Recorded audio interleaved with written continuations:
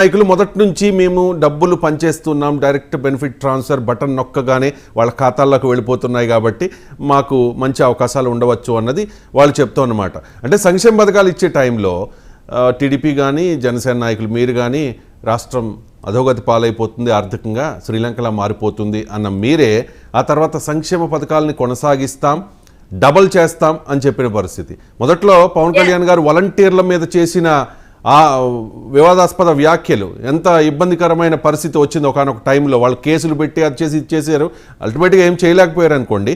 కానీ ఇప్పుడు ఆ వాలంటీర్ వ్యవస్థను కొనసాగిస్తాము అని కూడా యూటర్న్ తీసుకోవాల్సిన పరిస్థితి వచ్చింది. వాట్ ఎవర్ టర్న్, రాజకీయాల్లో విజయం కోసం వ్యూహాత్మకంగా ఏదైనా చేయొచ్చు. ఆ టర్న్ మంచిదైంది ఇప్పుడు, అంతే కదా. వాలంటీర్లు సపోర్ట్ చేశారు.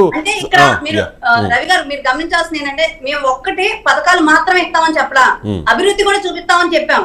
కాబట్టి ప్రజలు నమ్మారు. ఓన్లీ పథకాలు అయితే ఏమో మాకు కూడా ఇచ్చేవారు కాదేమో, కానీ పథకాలతో పాటు ఏదైతే వాళ్ళకి వస్తున్నాయో అవి మేము తీసేయం. ఎందుకంటే ఈ వైసీపీ దుర్మార్గమైన వైసీపీని ఎదుర్కొనాలంటే తప్పదు. కాబట్టి మేము కూడా ఇది వైసీపీ యొక్క ఎత్తుగడను చిత్తు చేయాలనే ఉద్దేశంతోనే మేము పథకాలు చెప్పాం. అలానే వాటికి సమానంగానే అభివృద్ధి చూపిస్తామని చెప్పాం, ఉపాధి కల్పిస్తామని చెప్పాం, అలానే యువతకు ఉద్యోగాలు చెప్పాం. ప్రతి ఒక్కటి కూడా ఏదైతే మేము చెప్పామో తూచా తప్పకుండా ఖచ్చితంగా కూటమి ప్రభుత్వం రేపు ప్రతి ఒక్కటి కూడా అమలు చేస్తుంది.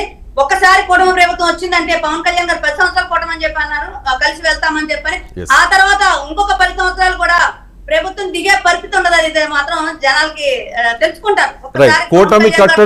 కూటమి కట్టడంలో జనసేనదే కీలక పాత్ర. పవన్ కళ్యాణ్ చెప్పారు, టీడీపీతో అలయన్స్ అయిన తర్వాత ఆల్రెడీ భారతీయ జనతా పార్టీతో టెక్నికల్గా పొత్తులో ఉండి టీడీపీతో అలయన్స్ అయిన తర్వాత ఢిల్లీ వెళ్ళి మళ్ళీ భారతీయ జనతా పార్టీని కూటమిలోకి తీసుకొచ్చి చాలా ఇబ్బంది పడ్డారు. ఆ విషయాన్ని పవన్ కళ్యాణే ఒప్పుకున్నారు కూడా. చాలా అవమానాలకు గురయ్యా, చాలా ఇబ్బంది పడ్డా, చాలా చోట్ల తగ్గాల్సి వచ్చిందని చెప్పి.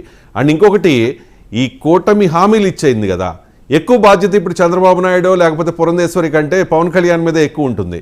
ఎందుకంటే కూటమి హామీల బాధ్యత నాదే అని చాలా క్లియర్గా చెప్పారు.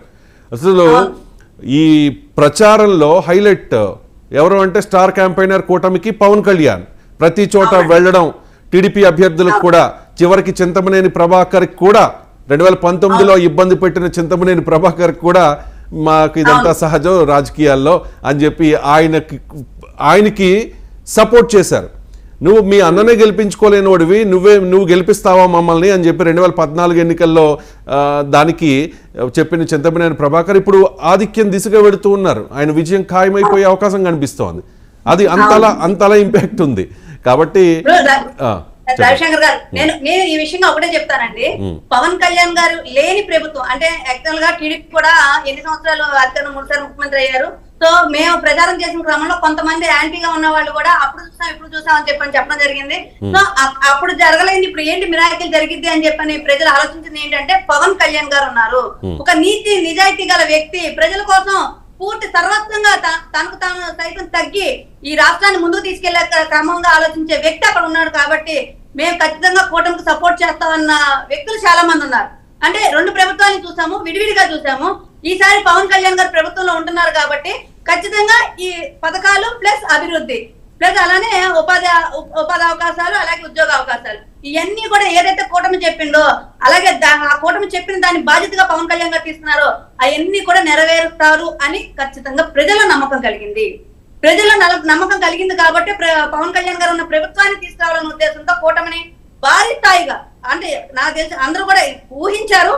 కానీ 120, 130, కొంతమంది 140 అయినా కూడా అనుకున్నారు. కానీ ఎప్పుడైతే ఎగ్జిట్ పోల్స్ ఉన్నాయి, ఇంకా అసలు ఎక్కడ ఎవరికి డౌట్ లేకుండా ఎగ్జిట్ పోల్స్ లో కూడా 2-3 పోల్స్ ని పట్టుకొని చాలా ఇంకా ఆశ పడతానే ఉన్నారు వైసీపీ వాళ్ళు. కానీ దాన్ని అంతటిని తుడిచిపెట్టుకుపోయి అసలు వైసీపీ ఊసే లేకుండా పోయి ఇన్ని లక్షల కోట్లు మేము ఇస్తున్నాము, ఇన్ని లక్షల మంది మాకు కొన్ని కోట్ల మంది, అంటే అతను చెప్పింది 1,10,10 మందికి ఇస్తున్నాం అంటే బయట చేస్తున్నాడు 3 కోట్ల మంది మాకు ఉన్నారు కాబట్టి మాకు వై నాట్ 175 చెప్పుకుంటూ వచ్చారు. అంటే పథకాలు ఇచ్చిన వాళ్ళే యాక్సెప్ట్ చేయలేకపోయారు. పథకాలు ఎవరైతే ఇస్తున్నాం మేము తీసుకున్నాం అని చెప్పుకున్నాడో వాళ్ళకి అవసరం లేదని చెప్పన్నారు, అభివృద్ధి మాత్రమే కోరుకున్నారు. కాబట్టి అందులో పవన్ కళ్యాణ్ గారు చెప్పారు కాబట్టి పూర్తి స్థాయిగా పవన్ కళ్యాణ్ గారు నమ్మారు, కూటమిని నమ్మారు. కాబట్టి ఈ రోజు కూటమికి పట్టం కట్టారు. అలానే రేపు బాధ్యత కూడా పవన్ కళ్యాణ్ గారి మీద ఎక్కువ ఉందన్నమాట కూడా మేము ఒప్పుకుంటాం. ఎందుకంటే చాలా హామీలు ఇచ్చారు ఎన్నికల ప్రచారంలో భాగంగా, ఎక్కువ హామీలు ఇచ్చారు. కూటమి హామీల బాధ్యత నాదేనని చెప్పారు. అండ్ దాంతోపాటు పిఠాపురాన్ని